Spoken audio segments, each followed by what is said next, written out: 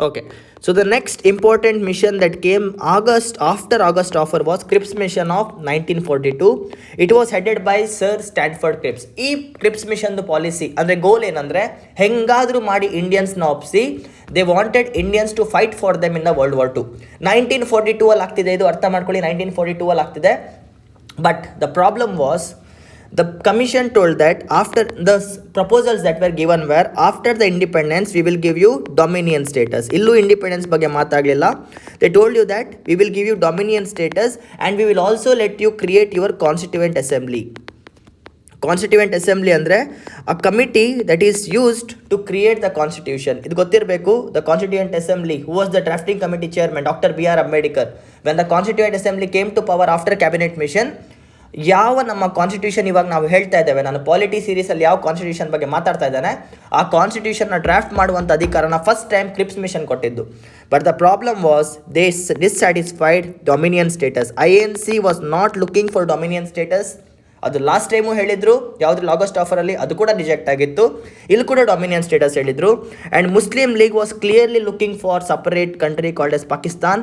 ಈ ಪ್ರಾವಿಷನ್ ಕೂಡ ಇದರಲ್ಲಿ ಇರಲಿಲ್ಲ, due to which both INC and Muslim League opposed the Cripps mission, due to which even Cripps mission was a failure. ನೋಡಿ, 1940 August offer and 1942 Cripps mission, both of them failed. ಅರ್ಥ ಮಾಡ್ಕೊಳ್ಳಿ ಎಷ್ಟು pressure ಇದೆ britishers ಮೇಲೆ ಅಂತ. Because Germany was taking over and ನಾವು Japan had conquered Burma and ನಾವು they will march to India. ಹೆಂಗಾದರೂ ಮಾಡಿ ಇಂಡಿಯನ್ ಸಪೋರ್ಟ್ ತೊಗೊಂಡು ಇಂಡಿಯನ್ ಉಳಿಸ್ಕೋಬೇಕು ಅನ್ನೋದು ಬ್ರಿಟಿಷರ್ಸ್ ಆಸೆ.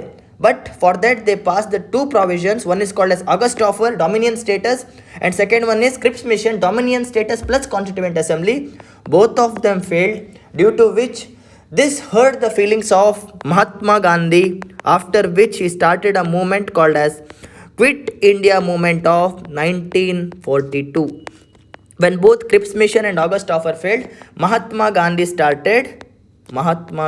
started Quit India movement. Same non-cooperation movements plus civil disobedience movement. The updated version was Quit India movement, which was started in 1942. The concept is very simple. Boycott the foreign goods, use the Indian goods. Yalla same. If you are working for British schools, stop working in British schools, stop working in British offices. If you are studying in British schools, student ಆಗಿದ್ರು ಬಿಟ್ಟು ಬನ್ನಿ ಅಂತ ಹೇಳಿದ್ರು. And if in case you are a farmer, if you are working in a non-British officer land, give him the tax. If you are working for a British officer land, stop give him the tax ಅಂತಾರೆ. If your king, princely states ಏನಿತ್ತು ರಾಜರು, if your king is supporting the British, don't support that king. End of the day ಏನಂದರೆ, the slogan that Mahatma Gandhi gave was do or die, karo ya maro. Do or die, this is the time, you people either do it or don't do it ಅಂತ ಹೇಳ್ತಾರೆ. ಮಾಡಿ ಇಲ್ಲ ಮಡಿ, ಮಾಡು ಇಲ್ಲ ಮಡಿ ಅಂತಾರೆ ಅಲ್ವಾ. This was the statement given by Mahatma Gandhi in Quit India Movement in 1942. And ಬ್ರಿಟಿಷರ್ಸ್ಗೆ ಇದು ಇಷ್ಟನೇ ಆಗಲಿಲ್ಲ.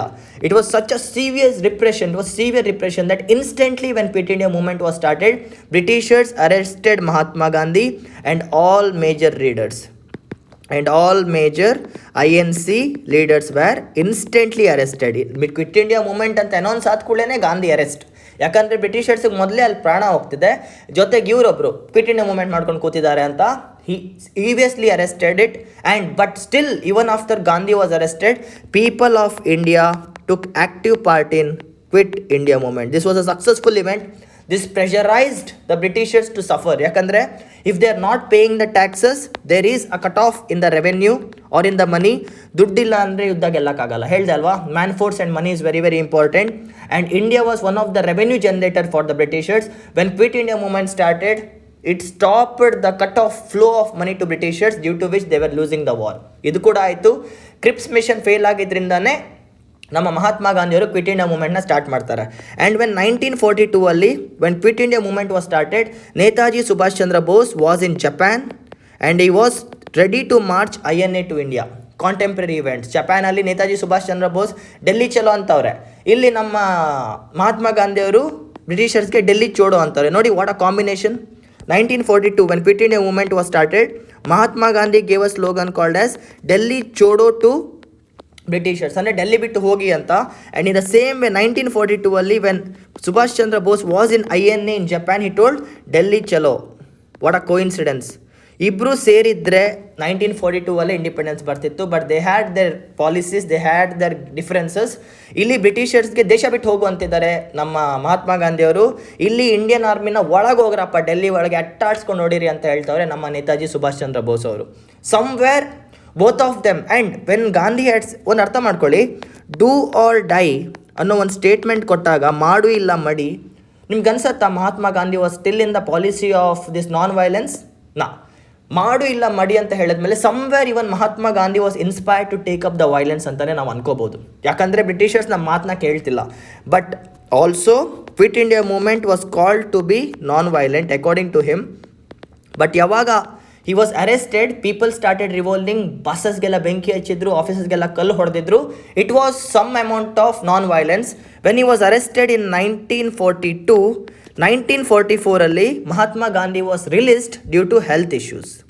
ಜೈಲಲ್ಲಿ ಅವರ ಆರೋಗ್ಯ ತುಂಬ ಕೆಟ್ಟೋಗಿತ್ತು, due to which he came out in 1944, but other leaders were inside the jail. 1942 ಇಂದ 1944ಗೆ ಮಹಾತ್ಮ ಗಾಂಧಿಯವರು ಜೈಲಲ್ಲಿದ್ದರು because of the launch of Quit India Movement. And in 1945 World War II comes to an end, and UK, USA, Russia and China, ಸ್ವಲ್ಪ part of China, won the war.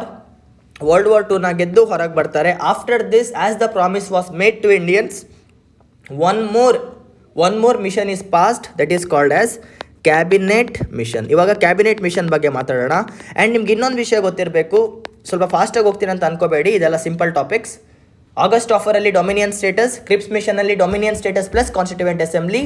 But in both the cases it was rejected by both INC because ಅವರಿಗೆ dominion status ಬೇಕಾಗಿರಲಿಲ್ಲ, and Muslim ಲೀಗ್ಗೆ separate state ಬೇಕಿತ್ತು, due to which they rejected this also. And the next provision that came by the britishers to India was the cabinet mission. So ಇವಾಗ ಅದ್ರ ಬಗ್ಗೆ ನೋಡೋಣ.